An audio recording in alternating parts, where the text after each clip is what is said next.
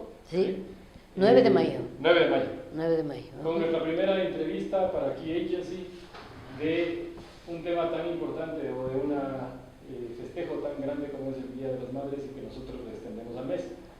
Tenemos con nosotros a Mariana Galarza, es doctora, ella nos va a comentar, de área médica, y no solo eso, sino que es casi hasta doctora del corazón, porque sé que trabaja con la alegría de la gente, nos va a contar, y creo que es nuestra primera invitada importantísima con ustedes, Mariana Galarza. ¿Sí? Muchísimas gracias, es para mí una gran alegría tocar este tema. He trabajado como más de 30 años en proyectos con madres, con familias, y yo creo que hoy día nos toca este rol fundamental de la mujer, que es el ser madre. Yo sé que la mujer tiene muchos otros roles, pero ahora me voy a enfocar en este tema del ser madre. Y yo creo que una de las cosas más interesantes que yo he visto cuando trabajo con mamás y vemos, por ejemplo, comenzamos con el embarazo que es un tema tan importante, donde la madre, la mujer, se conecta con ese nuevo ser a través de su organismo interno y va sintiendo de poco a poco cómo va creciendo y cómo ella, a través de todo su ser, de sus emociones, de su comida, de su aspecto mental, le va nutriendo a ese niño o niña que después va a venir a este mundo. O sea, esa experiencia de las mujeres, pues le dan un impacto tremendo en la vida, porque si hablamos de neurociencia, el cerebro de la mujer cambia de hormonas totalmente y se prepara para ese cuidado, para ese vínculo de relación con el niño que le llamamos amor. Es hermosísimo. Entonces, cuando uno vive todo este proceso, ahí comienza a entender realmente cómo uno tiene que respetar ese proceso tan profundo de ser mamá. Luego, cuando ya nace el niño, y el niño es increíble cómo los primeros momentos se conecta a través del olor y del sabor de la leche. El olor de la madre, por supuesto del padre, no estoy excluyendo, sino que estamos enfocados en este tema, y entonces cómo el niño instintivamente va en los primeros momentos hacia el seno de la madre para la lactancia y se conecta el cerebro de la madre con el cerebro del niño. Es bellísimo, y cuando uno vive estos momentos y ve las caras de las personas, como al descubrir todo este proceso, esa transformación tan hermosa que se va dando. Mariana, aquí le interrumpo para comentarle justo en primera persona pudimos vivir eso. Una de las razones, yo tengo a Sara que tiene 4 años y mi esposa, uno de los principales preocupaciones que tuvo es encontrar un ginecólogo y la persona que la atendió en el parto, de que le ponga lo antes posible al bebé en el pechito. Y fue una sensación espectacular esta, porque el rato que Sara estuvo en el pecho de la madre, automáticamente gateó prácticamente a encontrarle el pezón y a comenzar a lactar. Entonces ese reflejo con el que llega con toda esa información es hermosísimo. Exacto, eso es algo innato que se va dando, y es muy importante pues este momento. Y yo sí me cuestiono a veces, y ahora se está cambiando mucho este parto más humano, porque es muy importante ponerle inmediatamente, como usted dice. Yo solamente les pongo un ejemplo, siempre pongo analogías. ¿Qué opinan, digamos, si uno viene de la luna y le botan en la tierra y no encuentra a nadie? Tiene que encontrar algo cercano que le dé seguridad. Hay 3 elementos fundamentales para el niño que los padres, en este caso la madre al comienzo, le puede dar al niño, que es el amor, la seguridad y la confianza en la capacidad que tiene el niño para hacer estas cosas. Exacto. O sea, es un poder, el niño viene con todas sus capacidades y uno tiene que saber estos detalles para exigir con lo que se llama el apego inmediato, para exigir, porque el niño solamente va a encontrar a alguien conocido a través del olor y la voz. Y entonces es tan lindo cuando uno ya se vive eso y cuando uno recalca ese proceso.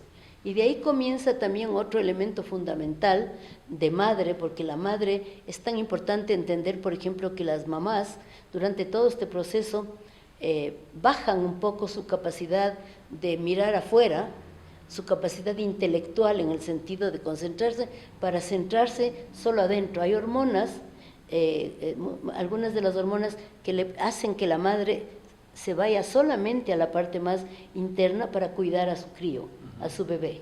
Y entonces estas hormonas también nos permiten conectarnos, como las endorfinas, como por ejemplo la oxitocina, todas estas hormonas que nos preparan.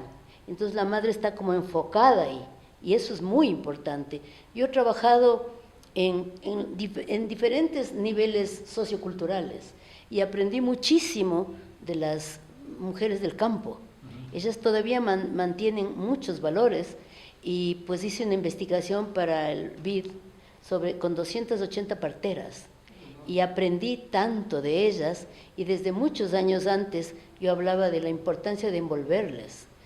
Cuando recién nacen les ponen una telita en la costa más suave y en la sierra, y antes decían, no, eso no está bien, y ahora todo el mundo está diciendo que esa es la clave, porque esa envoltura del guagua le da seguridad, y eso tenían las madres como innato. Y aprendí muchísimo, comidas de posparto, cómo tratar el parto, y ahora, oh sorpresa y alegría, porque tengo 30 años haciendo esto, todo el mundo está como la última tendencia.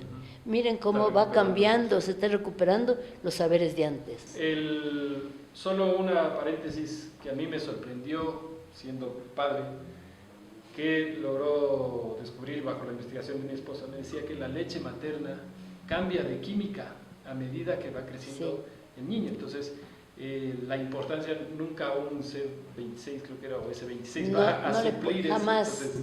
Jamás, justamente quería hablarles de la lactancia materna, que ahora, como los estudios han mostrado, no solamente que cambia de química durante el tiempo, cambia de química durante el día, de acuerdo a las necesidades del niño. La leche materna es viva. Si el niño tiene sed, cambia su composición. Si el niño está enfermo, suben las defensas. Si el niño necesita tener nutrientes, se vuelve más espesa. Depende solo de la succión del niño y del contacto. Y mire, del contacto con la madre. La leche materna no es solo alimento, también le da seguridad, también le da amor, también le conecta con un vínculo de familia, porque la leche tiene códigos que comunican de dónde está viniendo. Ahí se transmite esa energía que lleva información. Mira hasta qué punto de profundo es. ¿Qué pasa con las grandes empresas que solo quieren vender? Realmente depende mucho de las madres que se informen para no permitir que eso pase. Porque ahí comienza el desarrollo, la salud del niño. El cerebro es espectacular del niño. En los 3 primeros años se desarrolla el 80% del cerebro. Las células cerebrales se van por miles haciendo conexiones, y tienen que ver con este vínculo con la madre y con el padre, por supuesto, con los cuidadores cercanos, y tiene que ver con la leche materna, que es fundamental, y tiene que ver con todo el entorno que nosotros le demos. Es tan importante ver todas las células, cómo se van desarrollando, las células cerebrales, y también las células intestinales, que es el otro cerebro. El organismo tiene 2 cerebros hasta ahora descubiertos, el intestino y el cerebro de acá. Pero hay unas células durante los primeros años de vida que se llaman las células de espejo. Esas células de espejo están como flashes captando todo lo que está viendo el niño. Y ahí, qué importancia de la madre, qué importancia del padre, qué importancia del entorno. Entonces yo creo que el primer médico de la vida es la madre, y por supuesto el padre cuando está participando. Pero la madre tiene ese vínculo increíble que le va siendo sabia. ¿Y por qué le va siendo sabia? No es filosofía lo que yo le digo. Ahora se sabe que cuando uno tiene ese vínculo con endorfinas, con amor, con todo, el cerebro, que es elástico, despierta información que está guardada en el cerebro, digamos, en cada una de las células, en los genes, y despierta con esos estados emocionales, y uno puede sacar cosas.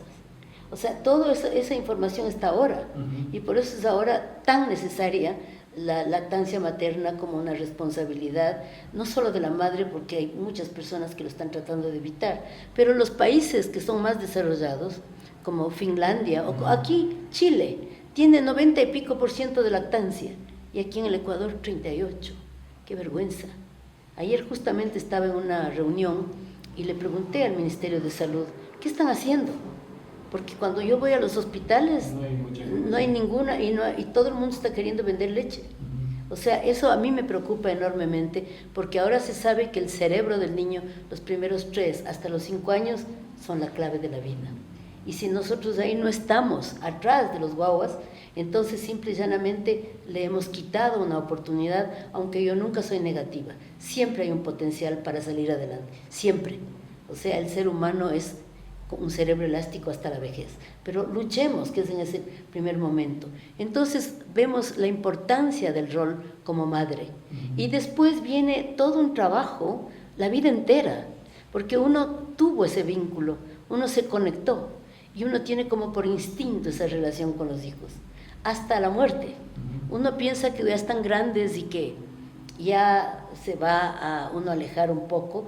Yo no digo a poseer los hijos, sino a estar pendiente. Uno capta, porque ¿qué pasa en estos años que uno está tan en contacto con los guaguas? Uno desarrolla la empatía, y la empatía, este nuevo concepto que ahora se está dando tanta fuerza, que es ese conocer cómo es el otro, cómo siente, cómo le puedo ayudar. No es solamente ese vínculo, ¿cómo le puedo ayudar? Esa empatía, las mujeres lo tenemos muchísimo, y tiene que ver con estos primeros años de crianza. Y eso tenemos que seguir trabajando para no angustiarnos con lo que vemos, sino para ver cómo podemos apoyar. Es un proceso de crecimiento humano. El ser madre a uno le da un proyecto de vida. Fuera de que uno puede ser profesional, desarrollarse en el trabajo, eso es ahora parte de nuestra vida. Pero esa parte de motivación, de ideal de vida, le dan muchísimo a los hijos. Justamente en noviembre del año pasado participamos de una conferencia que se dio en la Academia Cotopaxi. Básicamente era por el mes de la mujer. Ajá. Y fue un momento interesante porque una de las cosas que planteé fue de que en la historia de la humanidad tuvimos matriarcados y pasamos a un patriarcado. Mariana, si puedes, tú con tus conocimientos, ¿qué opinas sobre ese cambio? Yo creo que también hay culturas que tuvieron matriarcado, no todas las sí, culturas. No todas. Pero aquí en los Andes sí hubo un momento en que nuestro sistema social estaba marcado por la madre. Yo creo que siempre ha estado marcado, pero muchas veces de frente y otras veces muy sutil. La madre tiene un poder muy fuerte. Muchas veces los hombres pueden tener actividades mucho más visibles, pero muchas decisiones sutiles han sido de las mujeres, porque la mujer es como una base, como un soporte para un montón de otras actividades. Pero yo creo que ahora, en cambio, hay algo muy interesante, porque ahora las mujeres y los hombres tenemos ciertas cualidades que les llamábamos femeninas o masculinas. Y, por ejemplo, esta cualidad de cuidar al guagua, de proteger, ahora lo tenemos y estamos conscientes que podemos tener los dos. Y también esta manera de ser empresariales, de trabajar, también la tenemos. Entonces ya de poco a poco se va viendo que estas cualidades que pensábamos que eran femeninas o masculinas son de los dos lados y que lo podemos ir ejerciendo. Y entonces eso es bien interesante. Pero esa fuerza que nos hace mover a veces montañas, tiene que ver mucho con los primeros años de vida y con todo lo que es tener un embarazo aquí adentro. Es increíble cómo los olores, los sabores, todo eso se va impregnando en el niño desde el momento de la concepción y se va desarrollando, y ya tenemos toda la herencia genética. Y ahora, por ejemplo, se sabe, es bien lindo hablar de la nutrición, por ejemplo. En la nutrición ya no hablamos solo de nutrientes, eso es como muy light. Los nutrientes, por supuesto que la ciencia moderna le ha desmenuzado en proteínas, hidratos de carbono, en todo, pero ahora hay algo más sutil ahora, y se sabe que, por ejemplo, los nutrientes tienen que ver con todos los 5 sentidos, tienen que ver con los colores de la comida, los olores nos llevan hacia el recuerdo de familia. Los colores nos orientan hacia qué órganos alimentar. Los sabores tocan emociones. La forma también del alimento tiene un vínculo con... Totalmente, los colores, los sabores, los aromas, todo. Y yo creo que los primeros pasos de comida, volvemos otra vez a la familia, a la madre, al padre, cuando ya comienza a comer el bebé, cuando ya tiene su lengüita como para asimilar, cuando ya se ve los ojitos con ganas, a los 6 meses, es increíble cómo nosotros, con un poquito de saberes, podemos ayudarle a que el niño aprenda a comer. No es cuestión de embutirle, no es cuestión de decir, aquí está una compota y le damos todo. No, el niño va aprendiendo. Trabajé muchísimo en este tema en Perú, trabajé mucho con estos detalles y las mamás eran sorprendidas de ver todos los cambios que pudieron tener los niños cuando se les deja un poco libres y aprenden a comer. Entonces miren el rol de la madre y del padre al comienzo, a lo menos los primeros años, para mí es fundamental. Es fundamental y necesitamos conocer estos temas para poder lograr mejores seres humanos. Y de ahí también que los gobiernos en otros países ya enfatizan el tiempo de paternidad, de que les dan 3 meses, sí, o la flexibilidad de que sí, la madre ya se quede por 6 meses, sí, mucho más tiempo, hasta un año a veces. Por lo menos aquí ya tenemos 3 meses, por lo menos ya hay 15 días para el padre. Y tenemos que también trabajar en formar a los padres. Yo estoy haciendo ahora una investigación con unos amigos y se llama paternidad activa. Estamos viendo qué pasa con los papás, con los hombres, cómo se vinculan en esta etapa, porque no es que sean de una manera o de otra, les formaron de cierta manera. Y cuando se vuelven sensibles, son unos padres lindísimos, porque necesitamos de ambos lados. Entonces estamos trabajando primero en conocer cómo es la realidad del país en eso. Es durísima. Hay como una cosa aparte, como que no me corresponde. Pero también las mamás, las personas han dicho, retírate, tú no eres hábil para esto. Sí somos hábiles. Y cuando yo trabajo con ellos, enseñándoles cómo se coge la cabecita del niño, cómo se baña, cómo se les habla, es una belleza. Yo llego a los talleres cansada y salgo llena de vida. Es hermoso. Y es ver en la realidad cómo cambian, cómo van entrando en otro proceso. A mí me ha dado una razón y un objetivo de vida.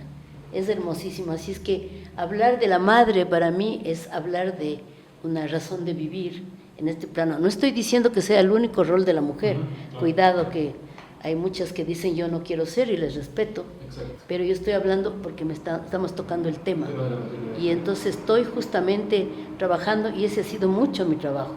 Y yo siempre miro a la persona de una manera integral. El otro día me hablaba una amiga y me decía, pero cuéntame cómo vamos a hacer ahora con las madres millennials, que trabajamos. Le digo, sí, hay cómo juntar las dos cosas muy bien. O sea, para eso hay muchas estrategias. Ahora tenemos bancos de leche que se arman en la casa, que muchas veces que salen exactos, y entonces simple y llanamente se va dando y se va trabajando con estrategias modernas, porque la mujer ya tiene que irse a los 3 meses a trabajar en la mayoría de los casos, pero uno puede ir combinando, pero no perder ese vínculo profundo y esa importancia que es ser mamá. Justamente Michelle Obama, en una de las entrevistas hablaba de que ella logró, y sus condicionantes cuando fue madre fue decir, yo voy a trabajar aquí y no quiero ser discriminada, pero voy a trabajar medio tiempo, voy a hacer lo que cualquier otra persona hace en tiempo completo, pero yo necesito ser madre. Y es un ejemplo, o sea, ser la primera madre, sí, la primera dama con todas las condiciones con las que ella comenzó. O sea, ella es un ejemplo para mí. Leer su biografía es una maravilla y para mí fue un ejemplo increíble leerle. Y es verdad, cuando uno toma una decisión, uno dice yo voy a sacar adelante. Y uno en los momentos difíciles de la vida, porque todos tenemos momentos difíciles, el que me diga que todo es color de rosa no debe ser de este planeta. Y hemos vivido cosas muy duras. Y a veces nos ha tocado asumir cosas muy especiales, pero en ese momento uno tiene esa fuerza que le inspira y puede hacer maravillas para poder salir adelante. Los problemas que uno tiene no son tan trágicos, o sea, sí son dolorosos. Son importantes, pero uno crece enormemente. Uno crece y cuando lo ha logrado, uno siente que ha crecido. Y entonces esos acontecimientos de la vida nos ayudan enormemente a comprender la fortaleza que tenemos ahora hablando como mujeres. Podemos muchísimas cosas y simple y llanamente yo no soy muy amiga de hablar de lo negativo. Se viven cosas negativas, pero siempre me enfoco cómo salgo de esto. Y ya les vuelvo a repetir, mis hijos me han inspirado muchísimo. Me han inspirado incluso a crecer como madre, porque las madres tenemos un montón de errores también. Cometemos muchos errores, queremos repetir las cosas que nos han dicho nuestros antepasados, nuestros padres, y queremos forzar en ciertas cosas, sin darnos cuenta.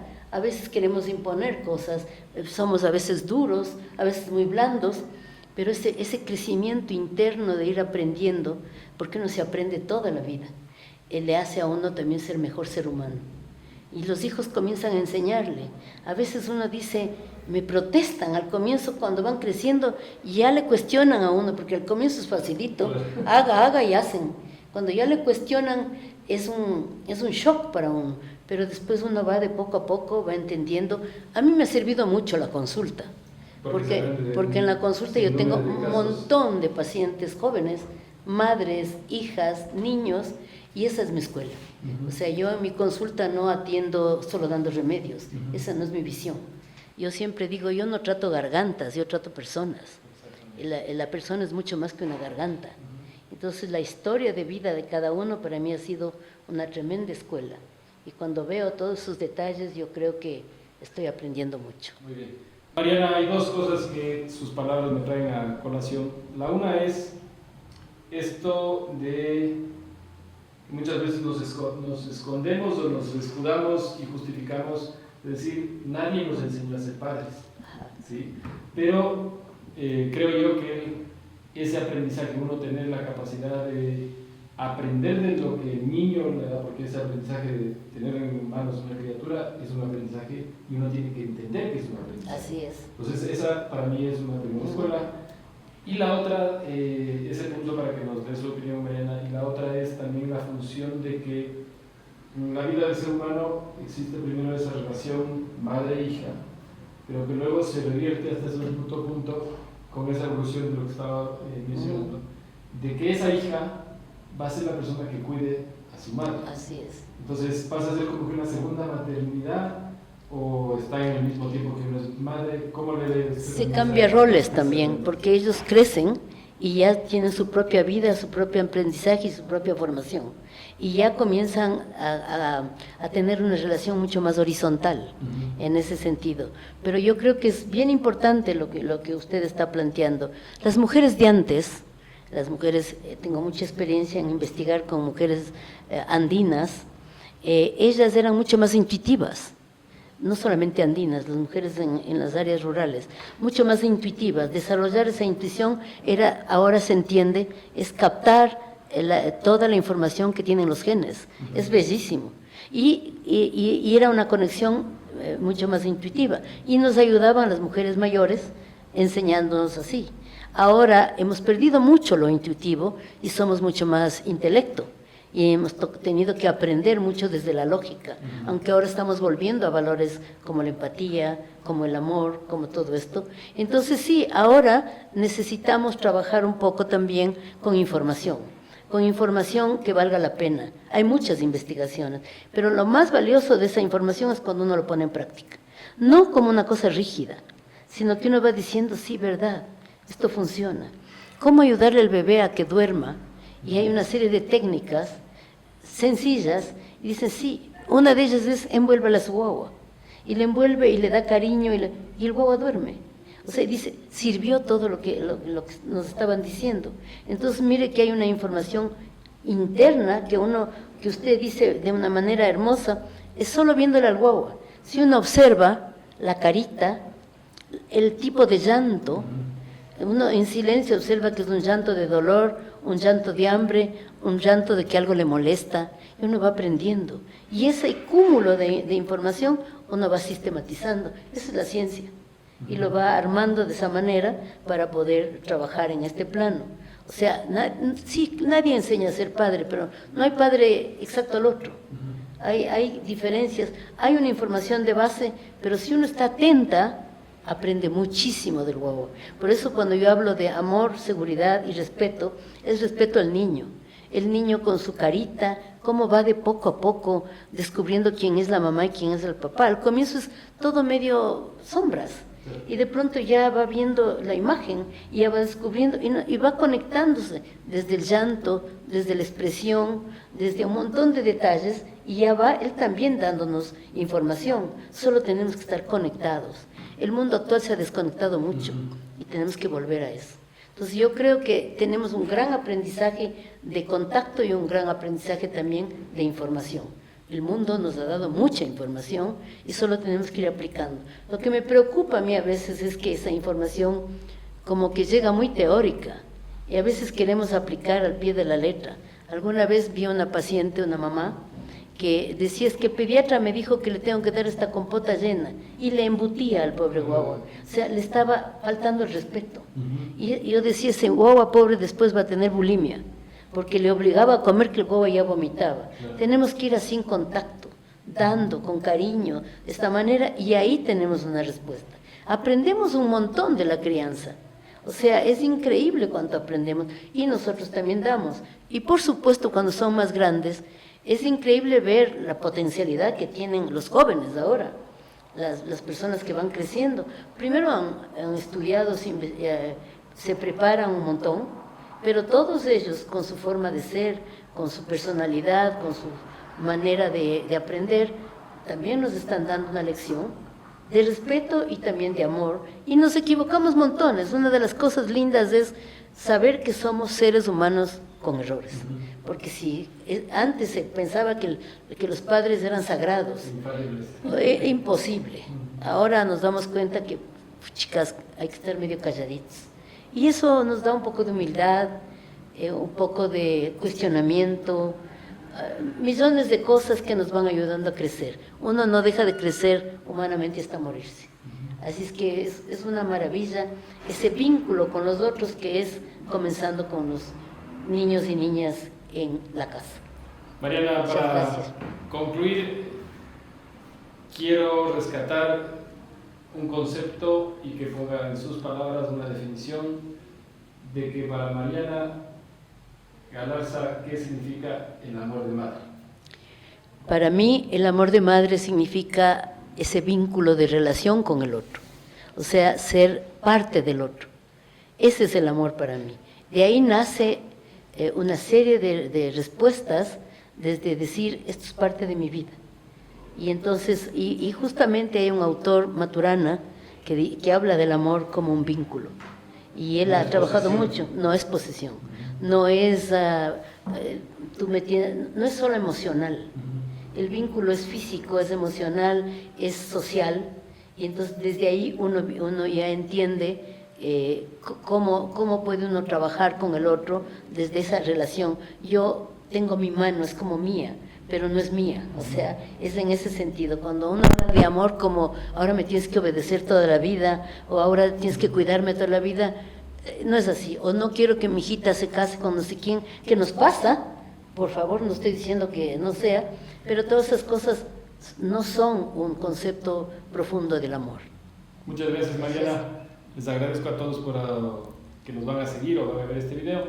Esperamos que no sea la primera no me encanta y última, sino creo que hay muchísimo material que se puede abordar, que se puede, más que enseñar, se puede dar las pistas para que la persona aprenda a compartir.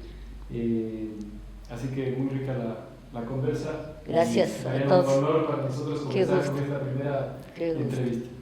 Muchas gracias, qué linda reunión. Gracias, chicos.